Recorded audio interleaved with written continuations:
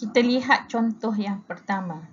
Seketul batu dijatuhkan dari sebuah puncak bangunan mengambil masa 4 saat untuk terkena tanah.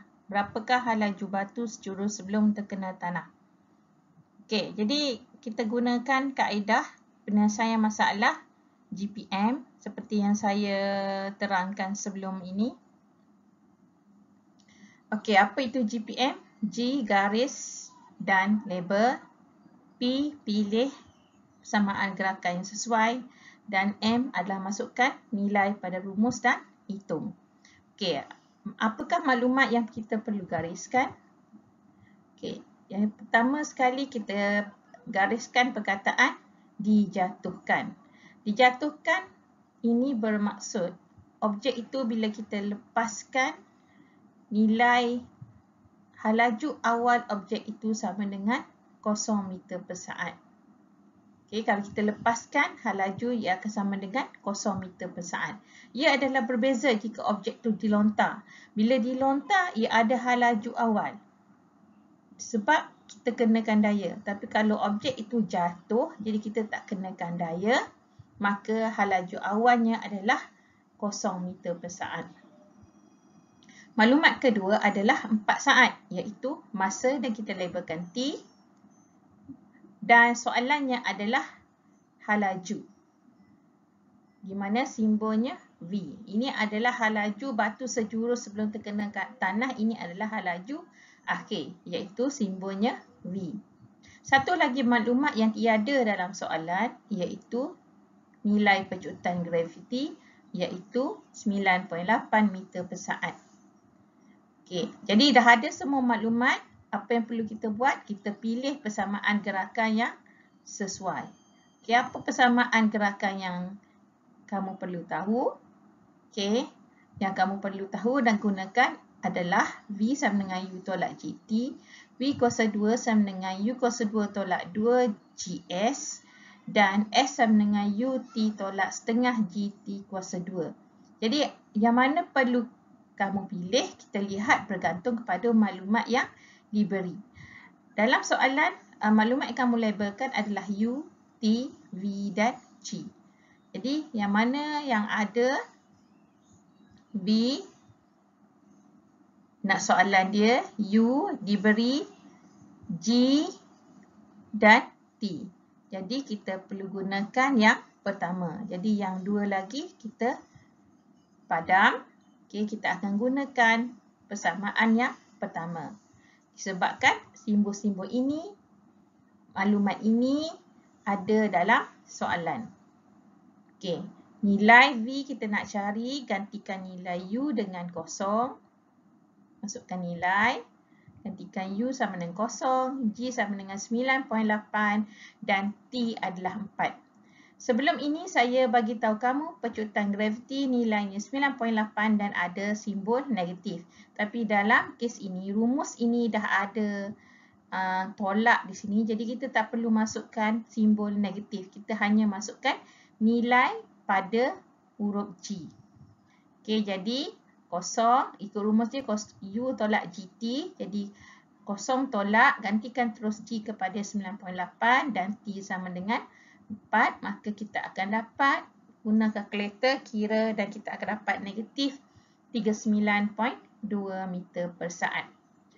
Okey, tanda negatif di sini, ini ada tanda negatif. Ini menunjukkan arah gerakan ke bawah. Okey, mana kita tahu arah gerakan tu ke bawah?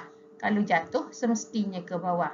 Di samping itu, ini kita lihat tanda negatif. Ini bermaksud arahnya adalah ke bawah. Berbeza jika pecutan. Kalau pecutan, simbolnya negatif menunjukkan arah ke bawah. Kalau nyah pecutan, simbol negatif itu bermaksud nilainya memang negatif disebabkan berlaku pengurangan laju. Tapi dalam kes V ini, nilai negatif V ini bermaksud arahnya adalah ke bawah.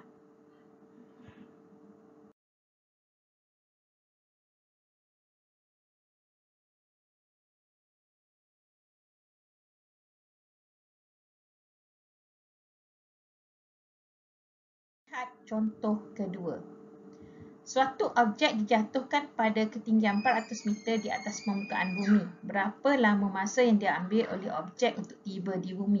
Kadang-kadang bila ada soalan, dia tak ada gambar rajah. Jadi kamu boleh lukis sikit gambar rajah untuk kita tentukan cara kerja yang perlu dimasukkan dengan kaedah yang betul. Okey. Kalau saya lebih prefer kepada lukis. Okey. Suatu objek dijatuhkan pada ketinggian 400 meter. Dijatuhkan, U dia sama dengan 0. Ya, objek dilepas atau dijatuhkan, U sama dengan 0. Ketinggian, seterusnya maklumat seterusnya adalah ketinggian 400 meter. Jadi simbolnya sama ada kamu boleh letak H ataupun S di atas permukaan bumi. Kemudian maklumat seterusnya masa. Okey, masa di sini adalah T, soalan yang kita nak cari. Dan satu lagi adalah nilai pecutan 9.8 meter per saat. Kita gunakan kaedah GPM tadi, iaitu kita garis dan label. Sudah garis dan label, kita pilih. Okey, mana rumus yang sesuai digunakan? Kita ada U, S, T dan A. Jadi nombor 1 tak boleh guna sebab tidak melibatkan S. Okey, jadi masa ada. Jadi kita guna yang ada masa, iaitu rumus yang ketiga. Okey, jadi yang ketiga ni kita guna yang ketiga. S sama dengan UT tolak setengah GT kuasa 2. Kita masukkan nilai U. U sama dengan 0. Jadi saya tulis kat sini. Okey, U kita masukkan nilai 0. U 0. T setengah. G 9.8. Dan T nilai yang kita nak cari. Okey, jadi ni 0 darab T dia akan jadi 0. Jadi kita tak payah tulislah. Kita masukkan nilai. Okey, jadi akan terus dapat 400 sama dengan, okey, ni 0 darab T jadi 0. Jadi kita tak payah tulis, kita terus ambil nilai ni, turunkan ke bawah.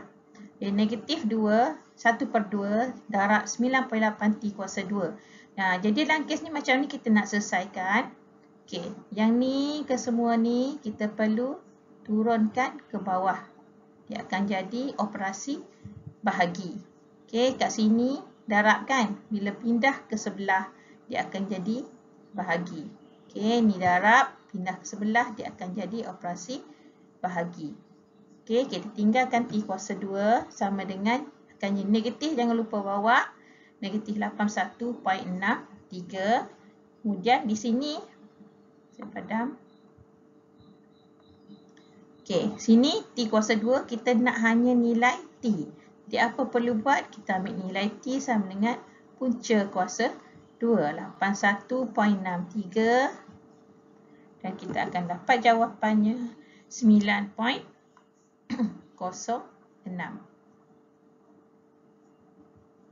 saat. Okey, kebiasaan pelajar dia akan tertinggal yang ni. Okey. Dah dapat kat sini.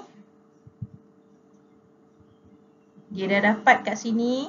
Dia terlupa nak punca kuasa 2 kan. Ni penting untuk dapatkan jawapan akhir.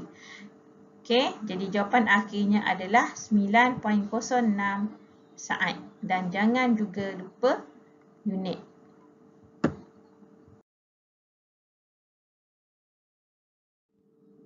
Contoh yang ketiga.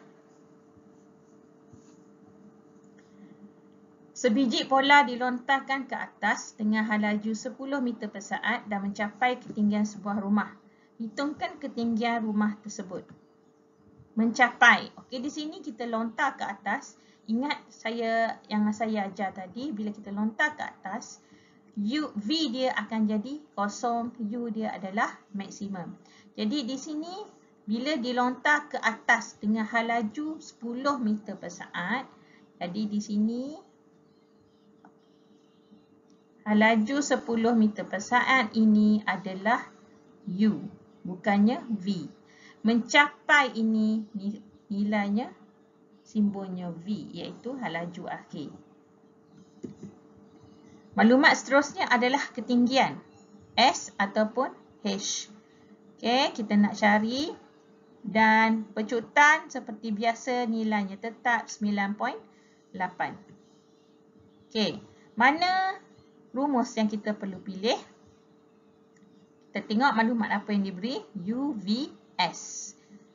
Okey, T tak ada, jadi yang ni ada T, jadi kita tak pakai. Yang ni ada T, kita tak guna, jadi satu-satunya rumus yang kita guna adalah nombor 2.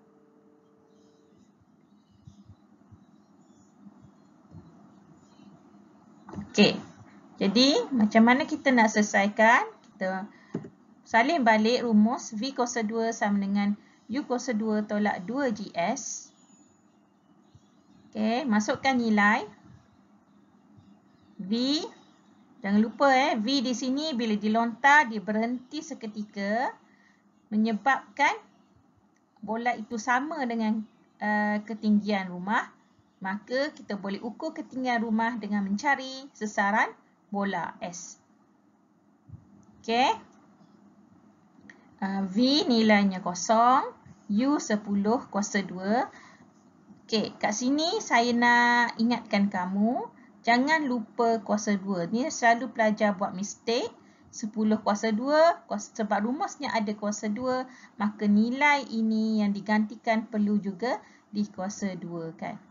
Okey, tolak 2G. G 9.8 dan S kita letak simbol S sebab S ini kita nak cari. Okey, 0 sama dengan 100 tolak 19.6 saat. Okey, yang ni selalu pelajar buat mistake. Okey, apa perlu buat? Yang ni kita ambil negatif, tolak negatif 19.6, kita bawa ke sana. Dia akan jadi 9.6 saat sama dengan 100. Okey, sebab apa dia jadi bertukar operasi negatif, bila tukar ke sana dia akan jadi positif. Okey, jadi nilai S akan sama dengan 100 bahagi 19.6, kita akan dapat 5.1 meter. Jadi sesaran bola 5.1 meter sama dengan ketinggian rumah. Okey, jadi dalam kes ini kita nak mencari nilai sesaran atau ketinggian sesuatu objek, sesuatu bangunan, sesuatu kedudukan. Kita boleh gunakan dengan mencari sesaran objek tersebut.